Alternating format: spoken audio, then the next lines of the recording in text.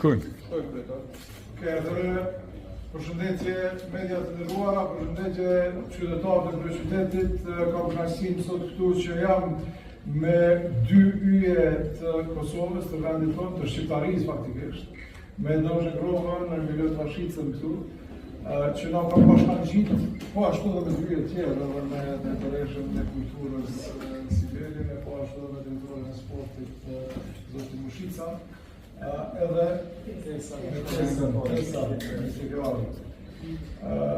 dini që nesër e kemi të organizuar ndeshjen e yjeve, ku edhe me prezencën e tyre na nderojnë shumë të dy yje të mëdha të vendit tonë, të gjithë Shqiptarisë.